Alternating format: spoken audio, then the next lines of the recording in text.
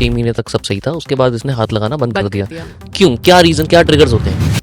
If you are in a marriage or a relationship where you are not being touched above 3 weeks, physically compatibility ना देखो, मैं नहीं बोलती किसी के साथ बेड पे उतर के देख लो, बट इस बारे में खुल के शादी से पहले अपने बच्चों को बात करने दो। Getting into a relationship with your own mother, on your own sister, ठीक है, ये क्यों हो रहा है? Because your mind is deadly related with the basic needs. You have seen people having relationship with their own mother and sister. Yes. कल परसों का ही केस है that is being very much flaunted. The girl, 9-year girl is pregnant. 9-year girl is pregnant, and the social media and the family, other people are claiming that this child is from her own brother. Oh, crazy. And he's 11 years. बुरी तरह trend आ रहा है. Yes, there's nobody. 9-year girl कहाँ जाएगी? वहाँ doctors बोल रहे हैं कि 9 साल में तो प्यूबर्टी स्टार्ट नहीं होती है, पीरियड्स नहीं होते, तो प्रेगनेंसी कैसे हो रही है? आजकल तो होते हैं, nobody can claim it, ऐसा हो भी सकता है. But this is happening. Incest is increasing. There's so many. अभी आप देखते जाओ, the era would, हमने सिर्फ आंखें बंद कर रखी हैं कि वाइफ स्वैपिंग नहीं होती है जी, बॉलीवुड में ऐसा नहीं होता होगा, है ना, आप ऐसे नहीं करते होगे. वाइफ स्वैपिंग जो पिक्चर थी उसी की बात कर रहे हैं आप? वाइफ स्वैपिंग हो रही है, थ्रीसम्स हो रहे हैं, आप बस आंखें बंद कर रहे हो. मैं देखना नहीं चाहता हूँ, गन तो है ना. आपके पास खुद से ये केसेस आते हैं वाइफ स्वैपिंग के? ऐसे केसेस भी आते हैं जहाँ हस्बैंड बोलता है मुझे करना है, आप लीड दे दो. एक सही कर रहा हूँ ना मैं? नहीं, कि मुझे कॉन्टैक्ट्स दे दो. आपके पास तो बहुत लोग आते होंगे. वाओ. तो क्या ऐसे कपल्स हैं जो स्वैप करना चाहते हैं? I'll pay you. आप मुझे लीड दे दो. Oh my God. So they come to you क्योंकि वो एक कपल है, वो चाहते हैं कि हमारे साथ कोई और कपल वाइफ स्वैपिंग या हस्बैंड स्वैपिंग जो मर्जी बोल लो उसको, वो करना है, वो करना है. और आपको बोलते हैं कि आप मिलवा दो हमें ऐसे कपल. एग्जैक्टली, क्योंकि आप ट्रस्टवर्दी हो. आपके पास ऐसे कपल्स आते होंगे और हम अपना रिस्पेक्ट और ये सब, हमें पता नहीं है कहाँ जाना है, तो you are the right person whom we can at least talk it out. Trust कर सकते हैं, सेफ फील करते हैं. आप हमें प्रिकॉशंस बता दो, या हम इसे ट्राई करना चाहते हैं, हाउ टू डू इट. ऐसे भी फीमेल्स आती हैं जो बोलती हैं कि आपके पास बहुत सारे पुरुष आते होंगे, those who are not happy, can we have their contacts? Wow. It's just because you're not open to it. It doesn't mean it doesn't exist. आप अपना 2% ऑफ ब्रेन यूज करो, 98% तो बहुत कुछ हो रहा है. ये लोग कर रहे हैं 98% ब्रेन तो यूज, मुझे लग रहा है. तो वो सब जो आप सुन रहे हो ना, वो सब हो रहा है. Everything is in reality. It is happening. So it just because you feel कि ऐसा गलत है, तो तुम्हारा गलत है. हमारे मॉरल वैल्यूज शायद उसको गलत मानते हैं, बट बाकी लोग तो नहीं मानते होंगे.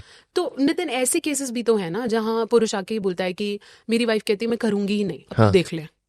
सो ही इज 30. ठीक है, wife is 28, they had a child, right, और the wife is 40, they had 2 children, family is happy. अब वो कहती है मेरे को तो नहीं इच्छा, तू देख ले, मेरे को तो नहीं परवाह. तो व्हाट, वो आदमी मुझे कहता है ठीक है मैम मुझे नहीं चाहिए सेक्स, बट क्या वो मुझे गले लगा सकती है, क्या वो मेरे साथ बैठ सकती है, वो मुझे ये भी नहीं करने देती, मैं क्या करूं? सही बात है. तो आप क्या उससे आंसर करोगे?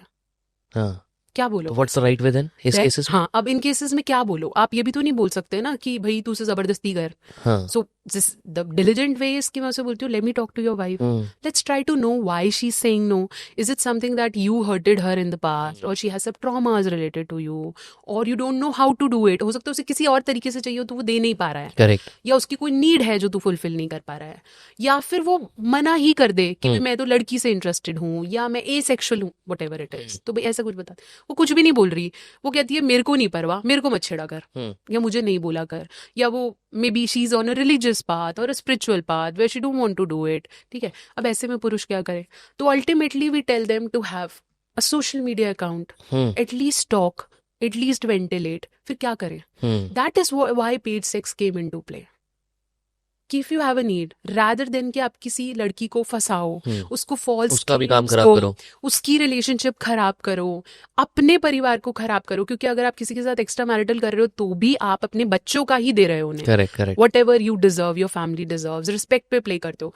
तो फिर हम अल्टीमेटली बोलते हैं कि देखो अब ऑप्शंस नहीं है, either you buy a toy और गो टू स्पा और हैव अ टिंडर अकाउंट, और क्या कर सकते हैं. Then ultimately you don't have choice. But उनको वो इमोशनल कनेक्ट तो नहीं मिल पाता होगा ना इन सब चीजों से जो एक पार्टनर दे सकता है. डेफिनेटली, बट फिर वही बात है ना कि जिसके पास, आपके पास मरता क्या ना करता, आधा तो चलेगा, मरता क्या ना करता वाली बात है, तो करना पड़ेगा. राइट. अब कुछ भी नहीं मिल रहा, ऐसे अबैंडनमेंट से तो बेटर ही है ना कि आप कुछ तो कर रहे हो. और ज्यादातर आपके पास जो केसेस आते हैं, मेल ज्यादा ओपन अप करते हैं या फीमेल ज्यादा आती हैं आपके पास? दोनों. एंड आपको मैं बताऊं, मेरे पास पता नहीं ऑडियंस ऐसी क्यों है, मैं बहुत से पॉडकास्ट में भी ये बोलती हूँ कि मेरे पास 30-40% केसेस ना घर के एल्डर्स के हैं. अच्छा. Yes, so father comes and say my son is not able to perform. Can Oh. you help? और mother-in-law comes and say कि मेरे बहू और बेटे में दिक्कत है, आप मदद करोगे क्या? या बच्चे आके बोलते हैं मेरे पेरेंट्स में इश्यूज है, I'll pay you, can you help them? बच्चे भी बोलते हैं ये बात. Yes. अच्छा. तो पता नहीं क्यों मेरी ऑडियंस ऐसी है, ये लोग मुझे उस लेवल पे ट्रस्ट करते हैं that they involve me into their family things. तो मेरे से सास भी बात कर रही है, बहू भी बात कर रही है, बेटा भी बात कर रहा है. तो ऐसे वाले रिलेशनशिप्स हैं मेरे पास where they actually want to save marriage. उन्हें लगता है कि शायद इससे ये बात करनी ज्यादा प्रॉफिटेबल है. तो ऐसा नहीं है, महिलाएं भी आती हैं कि शादी हुई है, 6 महीने हुए हैं और शुरू में तो फिर भी थोड़ा बहुत सेक्स था, अब 1 साल से इसने मुझे हाथ भी नहीं लगाया. मुझे लगता है इस तरह की क्या रीजन है, ये क्यों फेल होती हैं चीजें? फॉर एग्जांपल हाँ. इसी का आप केस पकड़ लेते हैं जिसका आपने बोला 6 महीने तक सब सही था, उसके बाद इसने हाथ लगाना बंद कर बंद दिया. कर दिया. क्यों, क्या रीजन, क्या ट्रिगर्स होते हैं? बहुत सारे ट्रिगर्स हो हाँ. सकते हैं. ईदर तो he has a problem, he is not saying it, या तो प्रॉब्लम इन परफॉर्मेंस. एग्जैक्टली. हाँ. या तो उसे इरेक्शन ठीक नहीं है, या उसने जो 6 महीने किया बस उसने वो वक्त निकाल दिया कि भाई एक बार हो जाए, सेटिस्फेक्शन हो जाए, फिर देख लूंगा. तो क्या कोई मेडिकल प्रॉब्लम एसोसिएटेड है, क्या कोई लाइफस्टाइल इशू है कि उसे टाइम नहीं मिल रहा है जेन्युइनली ना. He has work, he has office to manage, he has to manage things. तो क्या ऐसा कुछ है? क्या उसे ऐसा लगता है कि सेक्स उसकी लाइफ में प्राइमरली नहीं है? सो हम हर किसी को तो ब्लेम नहीं कर सकते ना कि उसे सेक्स पसंद होगा. But if you are in a marriage or a relationship where you are not being touched above 3 weeks, it's a question. You should question. Above 3 weeks. Yes. मतलब 20-22 दिन में तो होना चाहिए कुछ ना होना कुछ चाहिए. Physical intimacy. Exactly. Unless you are on a world trip and fetching अलग like बात है. 4-5-6 crores every week. हाँ. बात ठीक है हाँ. कि भाई हम कमाने में लगे हैं. हाँ. ठीक है, या भाई हमारे वीजाज आ रहे हैं, हम पीआर देख रहे हैं, तो आप बहुत एज पे खड़े हो, हाँ. आप कभी भी कंट्री से बाहर निकाल देंगे. वो बात मतलब अगर मैं बोलूँ एक अगर अच्छा हेल्दी रिलेशनशिप है किसी का, उसमें यू आर डिफाइनिंग कि अगर आपका एक अच्छा हेल्दी रिलेशनशिप है, मतलब 20-21 दिन में अगर आप नहीं कर रहे तो that is a problem. That is a question to ask. हाँ. ठीक है, और अगर 6 months में नहीं हुआ, दैट इज नॉट नॉर्मल. आपको बोलना ही चाहिए.